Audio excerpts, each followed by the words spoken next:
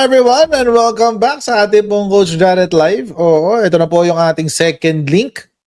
Oo, kung saan meron na naman tayong dalawang topic. Sana po kapit lang kayo sa atin mga babae na baka abutin tayo hanggang alas 2 sa madaling araw dito. Pero ganun talaga. Pasensya na po, late tayo nag-start eh. Oo, late na tayo nag-start kasi. Pasensya na ho. Oo. Oo, kasi brownout eh. Sana gawa na ng paraan no, ng admin yung brownout. Kasi abala na siya. Ngayon lang uli ako naka-experience ng rotational brownout. No joke. Nakakatawa kasi nung last year, merong El Nino tsaka La Nina. Pero hindi nag-rotational brownout. Ngayon, na walang El Nino tsaka La Nina, bigla nagkakaroon ng rotational brownout. Oh. So, it's weird. Weird lang. Sabi nila may problema daw si NGCP. Hindi kaya pinagpapractice na tayo ng China?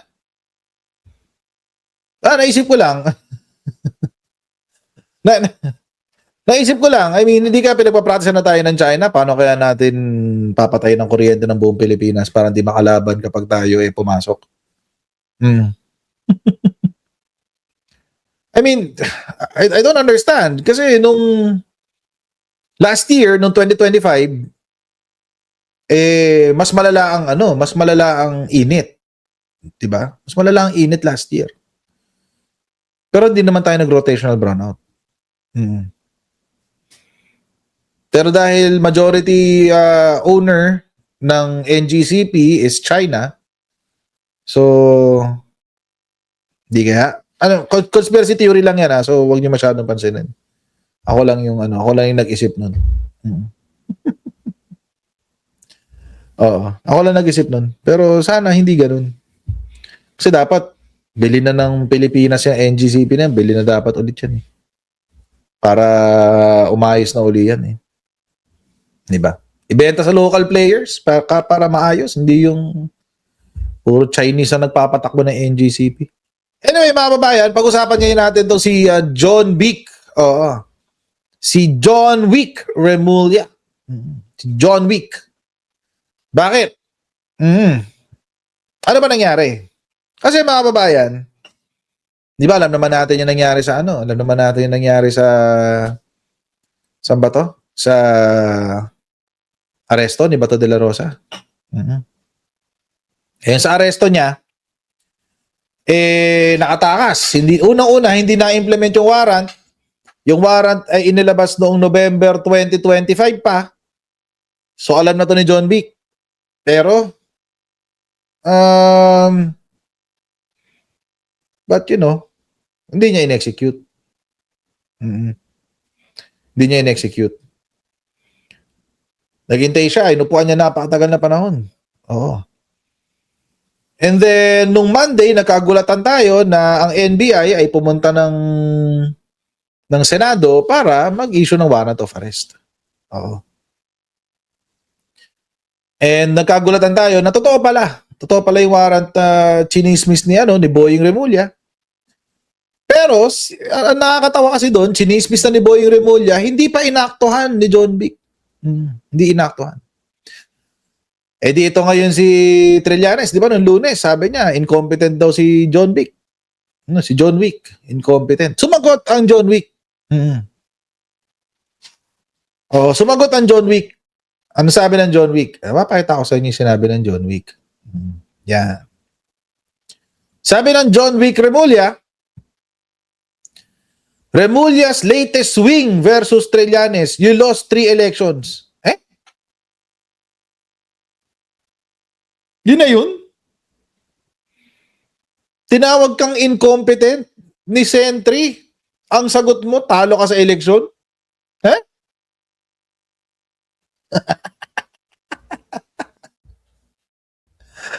Ang wiki. Kung balikan ka, at least ako, eleksyon lang natalo ko. Hindi nakakawala sa akin ng mga pugante. Ikaw natakbuhan ka na ng 3 pugante. Atong Ang, Saldico, at Bato de la Rosa.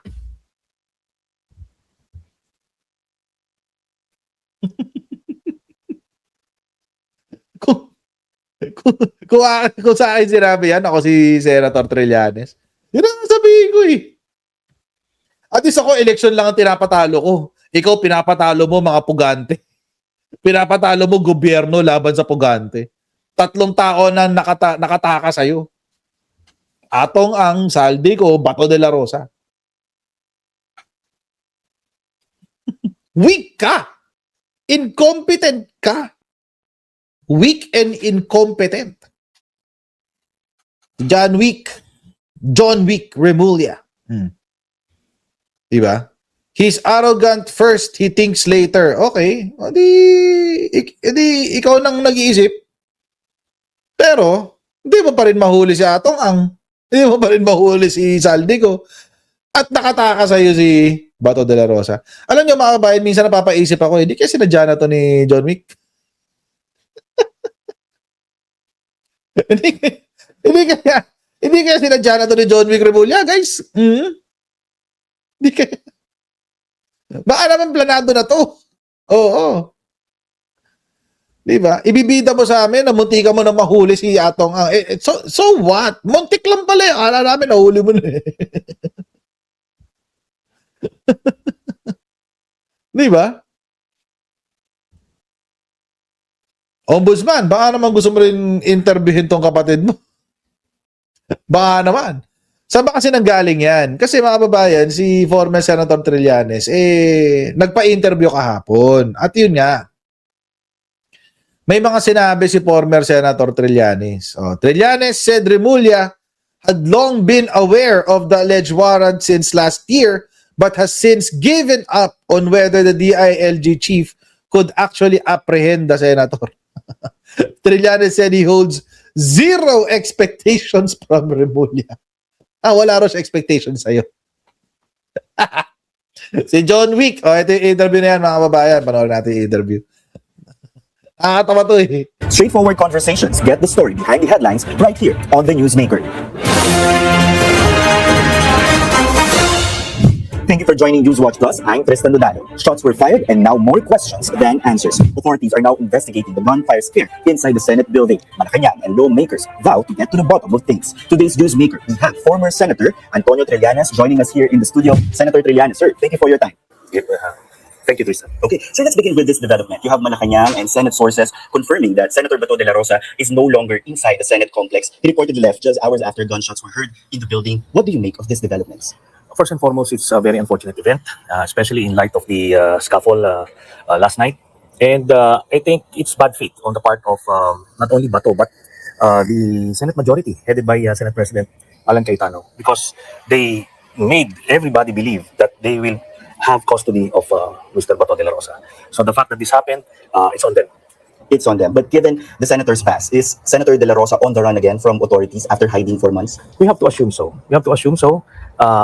And now it's on the security forces to rectify that errors of judgment or unfortunate Tama. incidents. But if that's the case, who should be held accountable here? Does responsibility fall on government forces or security forces, or should investigators also look into possible help from within de la Rosa circle or even from the Senate colleagues, sir?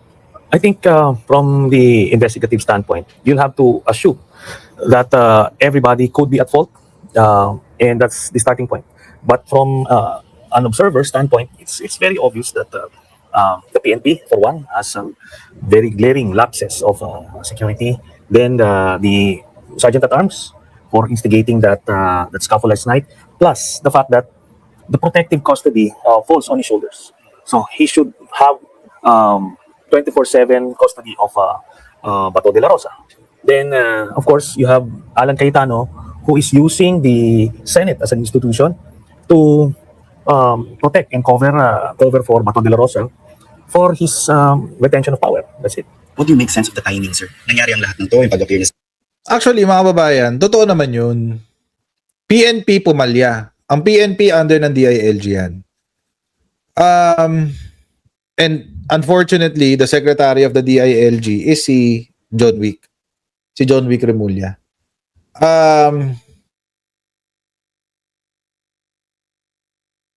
Obviously, kung if the PNP did its job, then hindi makakalabas ng Senate compound si Bato de la Rosa. Hindi siya palalabasin. Actually, yung gabi na yun, nung gabi ng event after nung shootout, or nung shooting, actually shooting, it's not a shootout kasi parang isa lang yata yung binaril. Nakaisang putok lang yata yung NBI tapos nagano lang, para for cover lang.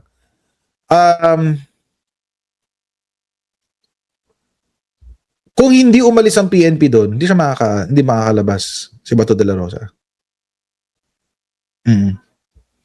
Kung hindi umalis ang PNP. Actually, misa nga iniisip ko kung si General Torre yan, lalong hindi makakaalis si Bato de la Rosa.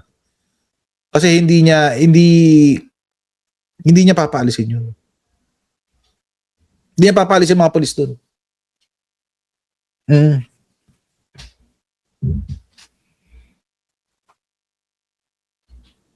Di ba? Hindi makakaalis yun doon. Kaso, pinauwi niya.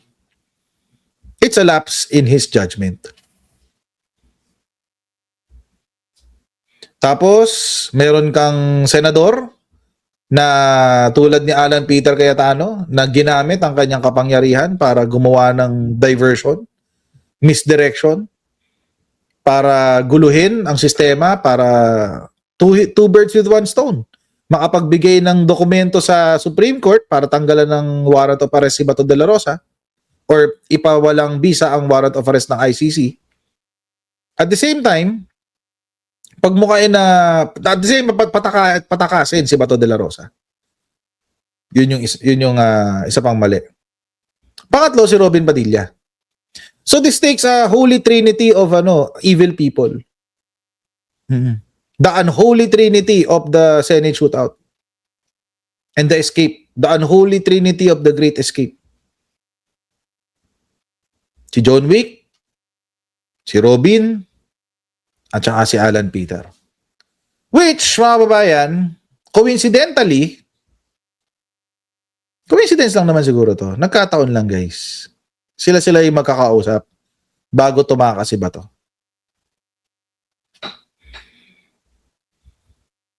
Malay ba natin ang pinag-uusapan nila?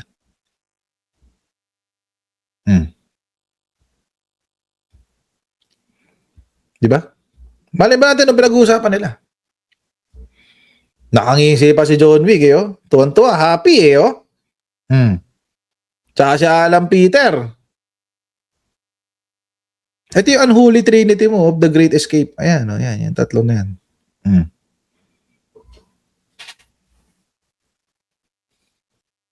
Kainis So, kitang-kita talaga yung incompetence. Kitang-kita yung incompetence netong si John Wick. Or, worse, the conspiracy. Yun yung worse. Diba? Yun yung worse. Alang kabalak-balak doon na huliin si Bato, sabi ni Pastor Joffrey. Wala talaga. Wala. Mukha bang seryoso sila? Hindi naman. Naipag-fellowship naikain pa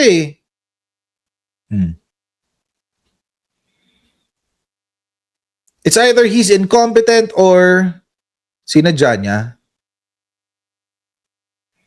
It's either he is incompetent or he had criminal intent. Either way, it's not good. Tuloy natin. Senator Bato, pagpapalit ng liderato, and of course, an upcoming impeachment. How would you describe the timing? It's all planned. These things did not happen at random. They wanted Bato to appear so that they can change the leadership in the Senate, so that they can control the proceedings for impeachment. And you can not rule out anything at this point, because knowing Alan Cayetano, you will have to be careful, and you'll have to. The last thing that any person would do, as far as Alan Cayetano is concerned, is to believe him. Yeah. Speaking of not ruling out anything, the NBI and the Philippine National Police are saying that it is also possible, sir, that the Senate standoff was staged or as a diversionary tactic. If that's the case, who stands to benefit and what could be the motive? We saw the footages last night. It was obviously staged. They knew that the NBI agents were at the GSIS premises. It's not within the Senate premises. And there is no nothing in the rules of engagement of the Sergeant at Arms that they can file at legitimate authorities. They have identified themselves as NBI agents. They are not entering the Senate, and yet he fired upon them. So there was a scenario, and then they made sure that the media covered that that situation, and it was broadcasted all over the world. And while after it happened, here comes the senators on cue, saying that the Senate was under attack. There was never a situation that the Senate was attacked by anybody, but that was to draw sympathy from the public and strengthen their position with the pending cases in the Supreme Court. So sa dulo nito, sino, sir, ang makikinabang? Si Bato and the group of the Dutertes, especially in light of the upcoming impeachment. Help us understand, sir, because Malacanang and the NBI are saying that the Senate Sergeant at Arms fired the first shot.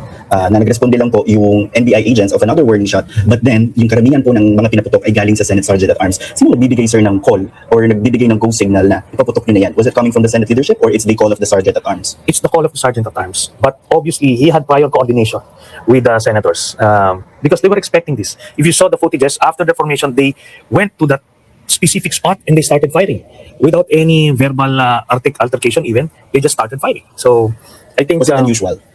It's staged, obviously. It's not only unusual, it's obviously staged. Okay. Some are also connecting the Senate Sergeant at Arms, Mau Aplaska, as a mista of Senator Bato de la Rosa at the Philippine Military Mista Academy. naman talaga Is there a siya eh. possible connection between what happened last night and their Magkaklase pinagmula? sila sa PMA. Obviously, General Aplaska was handpicked by the new Senate majority precisely to do the bidding of Bato de la Rosa and company. So hindi yan nangyari by chance. That's the first thing they did so that they can fully control the Sergeant at Arms. Nadidismaya po ba kayo, Senator, that you have reporters, civilians there, if it was indeed staged, nag-cause pa to, sir, ng unnecessary panic and of course the risk that it has brought to civilians and journalists covering there? Kaya nga, no, it's very responsible. Talagang they put up a show. They made sure that the media covered it, narinig yung mga putukan. It's an international scandal. Naalala niyo yung sinabi ko sa inyo kahapon? Di ba? Kasi nga, ang media, mga kababayan, pupunta yan kung nasaan ang ganap. So, gumawa sila ng ganap. It was misdirection. Pinaglakad nila yung mga Marines, pinapwesto dun sa isang lugar. O, di ba? May instruction pa nga din. Nakikita nyo kahapon yung may babae nagsasalita. Nagsasabi, huwag kayo maingay. Shh, huwag kayo maingay. Di ba? Gumaganon pa yung babae.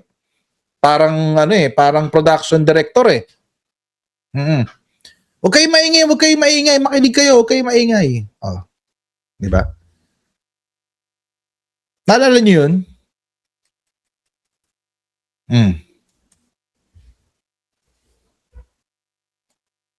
Obvious na dinala dun yung press eh. Obvious na dinala dun yung press. It's very obvious.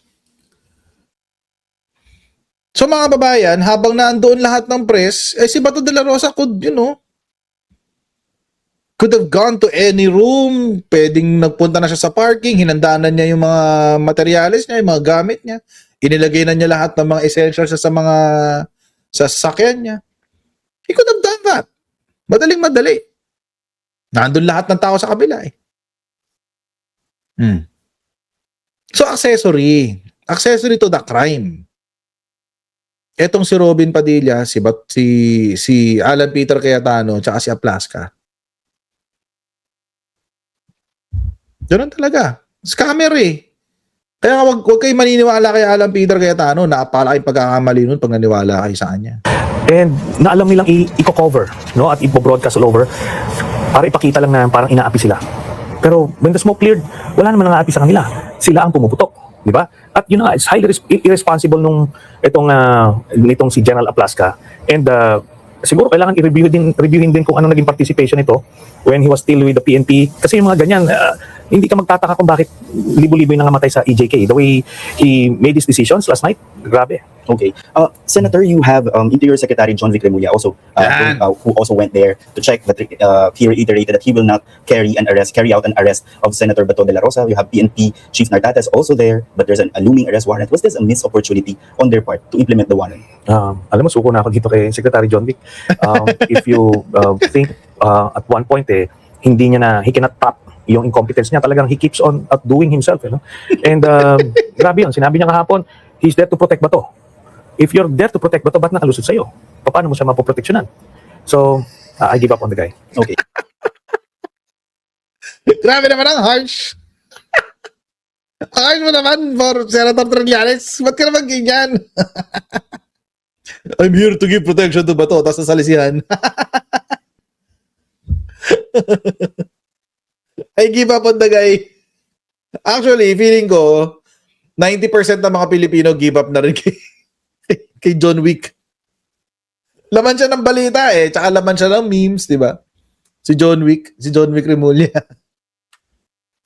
Oo, wala incompetent talaga mga babayan. He is really incompetent. Ang sama talaga nung nangyari kahapon. At saka ang pinakamalala kasi dyan, alam nyo, yung inupuan niya yung warrant of arrest for 6 months. Inupuan niya ang tagal Ang tagal niya inupuan yung warrant of arrest, guys Oo, ang lala. Ang lala talaga. Tuloy natin to. But ngayon, sir, sino na po ang dapat mag-take over in locating Senator De La Rosa? Because he was placed under Senate protective custody. Does the Senate's responsibility end there? Or dapat po mag-take over ng security officials in locating Bato? It's the primary responsibility of the security officials. Alam naman natin yung capacity ng Senate, very limited yan. Pero kumbaga, dapat dito, all hands on deck, it should be a nationwide manhunt for Bato de la Rosa. Pero kung gusto talaga nilang gawin. Sa pakiramdam niyo po ba, sir, hindi gusto gawin ni Secretary Remulla? Alam niya na 6 months ago na may warrant he sat on it he never made any effort to locate Bato de la Rosa the past 6 months. Tapos when he boasted about having a dragnet over the weekend, nakalusot sa kanya, nakabot sa Senado. Tapos ngayon na nakapalibot na sila sa Senado, ando doon na pinpoint na si Bato de la Rosa, pinalusot ulit. So, yun na. You don't see any value doon sa, dinismantle daw po nila yung dragnet because dahil nasa Senate na, and then ngayon i-revive nila ulit yung subpoena to investigate Senator De La Rosa on extrajudicial killings. What's the point of the subpoena? Yun na nga. Meron daw subpoena. Para saan yung subpoena? Ang nagtataka talaga ako doon. Wala na. I-revive yung subpoena. Hindi ko mag-gets yung subpoena For what? Anong gagawin nyo doon sa subpoena? Kasi alam nyo, mga babayan, anong iimbestigahan nila sa war on drugs?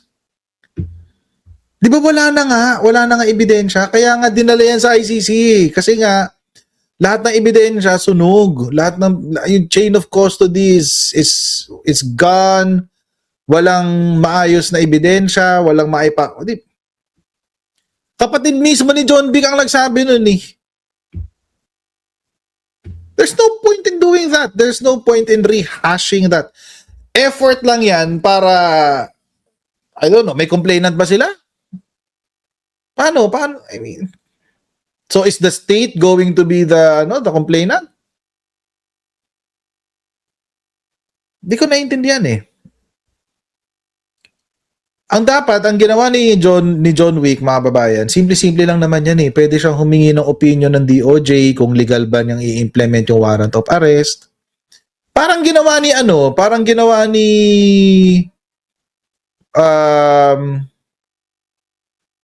General Torre. At saka ni Abalos pa yata yun, di ba? Yung DILG secretary nun. Parang ginawa ni Abalos. Kay Digong. Ay, hindi na pala. Kandidato na si Abalos nun Sino naman DILG secretary nung si PNP chief si Torre? Sino naman DILG secretary nun?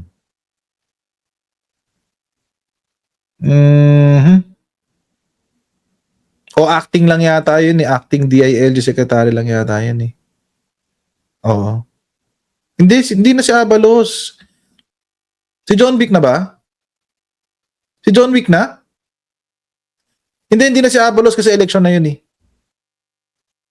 Acting. Teka, titignan ko nga. DILG secretary. Wait. DILG secretary.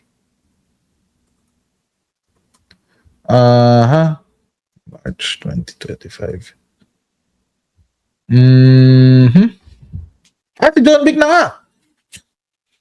Si John Vic na nga. Oh, tama. Si John Vic na nga. Tama si John Vic na, si John Vic na. DOJ si Boying. Ayun na nga. But anyway, so kung nagawa na niya noon, ayaw niya i-implement ngayon.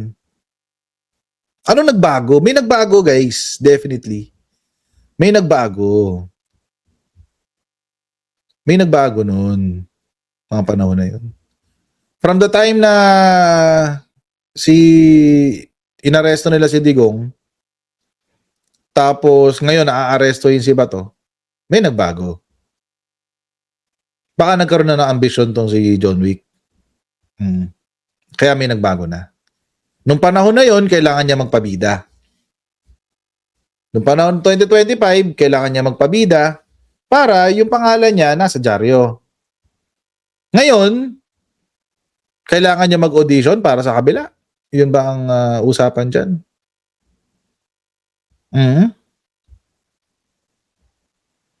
Baka nag-audition para sa kabila. Diba? Kasi kung di naman siya nag-i-issue before, bakit ngayon issue na siya?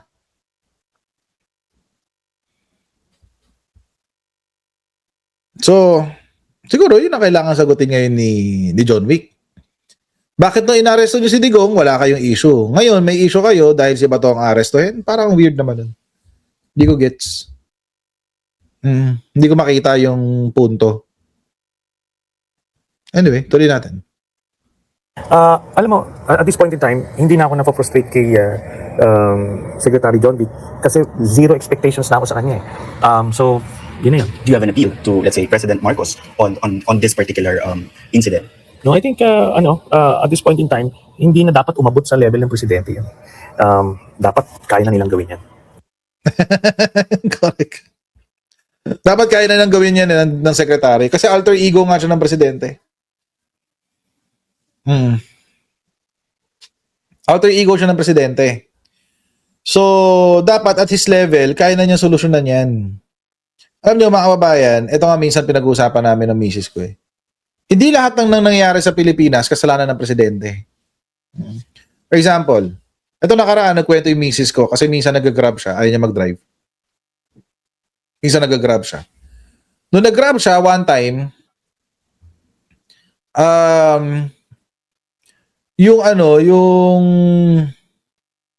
yung grab driver niya, nagrarant. Sabi, kasi nata-traffic sila kasi may dami daw e-bike sa kalsada, ganyan. Sabi ng driver, kasi to si Bongbong Marcos di marunong. Ba't hindi kasi niya pagbawal yung mga e-bike? Ganyan. Yung misis ko, minsan pag nasa mood yun, makikipagdebate yun. So, tinanong niya yung driver. Sabi niya sa driver, may mayor ho ba dito sa lugar na to? Ang ganun, something to that effect. May mayor naman ho tayo? Meron tayong governor, meron tayong mayor, meron tayong mga congressmen, meron tayong mga senador, meron tayong secretary ng public works, may secretary ng whatever, etc. O di, bakit pa natin kailangan sisihin ng presidente? LGU yan. LGU kasi yan.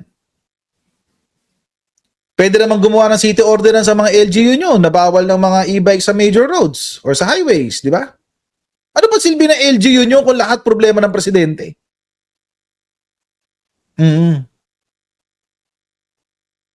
Baka nakakalimutan nyo, may mga mayor kayo. But anyway, yun yung sinabi ng misis ko sa driver, sa grab driver. Di medyo natahimik daw si Kuya Grab. Sabi ko naman, grabe ka naman kay Kuya Grab. Pero kasi nasa mood na wala raw siya sa mood na mag-tolerate ng ganong klaseng kabobohan na today during that time. So sabi niya, pinatulan niya si Kuya. Pero may punto kasi. May mga bagay na sinisisi, lalo yung mga DDS ang hilig magsisi sa presidente. Oo. Pero pagpuri-puri sa mga Duterte, walang issue, walang problema. Mhm. Nagrereklamo sila, ang dami-dami daw drugs sa kalsada. Ang dami-dami daw drugs sa paligid. Bumalik daw ang krimen sa bansa. Pero, ngayon na mas maraming huli si PBBM, hindi nila ma-recognize. Pati yung mga huli ng PNP sa Davao, si Bastea ang pupurihin. Ganon. Pagpuri sa LGU, basta Duterte, pupurihin ng LGU, no? Hmm.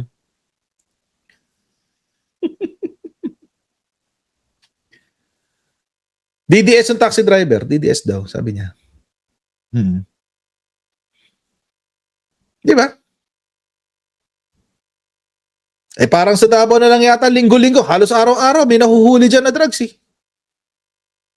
O di ibig sabihin, yung mga factory ng drugs nandiyan sa Davao, yung bagsakan ng drugs dyan sa Davao. Davao City ha, hindi lang Davao Region, Davao City. Yun ang problema. Yun ang problema. Si Basti yata kasi yung drug lord dun eh. Ay, no. Sabi ni Lesteran Vlog, si Basta supplier. Si Bastiro supplier. Oo. Di ba? Etong sa issue ng putukan sa Senado, hindi na kailangan papaabuti kay presidente yan. Ang dami-daming problema ng presidente, guys. Oo. At hindi rin papakailaman niya. Ito, natawa ako, meron nagko-comment sa page, sa group, sa Facebook group, sa Tambayan ng Kotseros, nagko-comment. Ang weak daw ni PBBM, hindi rin niya mabigyan ng solusyon niya sa Senado. Ba't daw hindi mabigyan ng solusyon yung nangyari sa Senado? Alam nyo kasi, mga kababayan, meron kasi tayong tinatawag na separation of powers eh. Meron kayong Senate President, di ba? Si Senate President ngayon ang sasagot. Problema niya yan. Si Senate President, Alan Peter Cayetano, ang gumawa ng problema na yan. Siya ngayon na maglalagay ng solusyon dyan. Kasi siya ang leader ng Senado sa ngayon. Baka next week hindi na. Kasi may chismis na tatanggalin na raw siya next week. Sabi, kasalanan doon ni BBM kasi hindi raw na-aresto si Bato. Wait lang. Kasi, kahit naman sabihin natin na pwedeng aresto ni PBBM, tulad kagabi, meron isang tatangatangang DDS, di ba? Tulad kagabi, sabi, anytime naman pwedeng arestuhin si Bato. Ba't hindi raw ina-aresto? Sabi. Alam nyo kasi, mas maganda kasi nag-intayin natin yung desisyon ng Korte Suprema. Diba? Parang ako, 'di ba ito nga yung example ko kahapon. Ako, kung let's say merong isang DDS na troll dito at nakita ko kung saan siya nakatira. Anytime pwede akong pumunta sa bahay niya at sipain ang pintuan ng bahay niya at gulpihin siya. Anytime pwede ko gawin 'yan. Anytime. Pero meron kasi tayong tinatawag na respeto sa batas.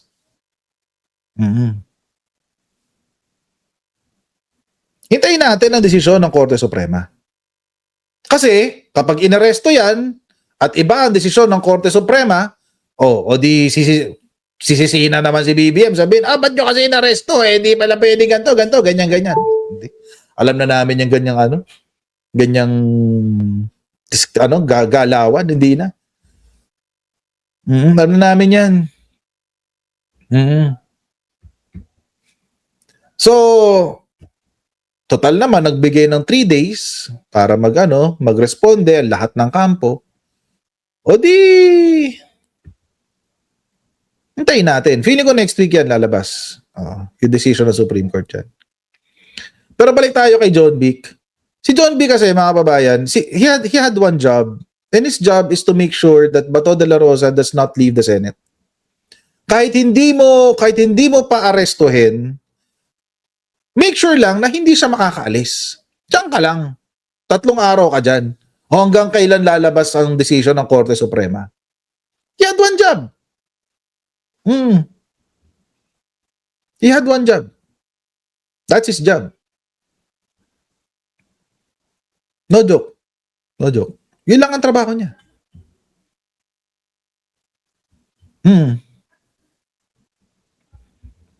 Pero, instead na siguraduhin niya na hindi makakatakas si Bato, ang ginawa niya yung kabaliktaran. Siniguro niya na makakatakas si Bato de la Rosa. Yun ang siniguro niya. Baliktad. Baliktad eh. Nadaan niya ata sa fellowship eh. May fellowship dinner yata kasi sila. Nadaan sa fellowship. Ayan.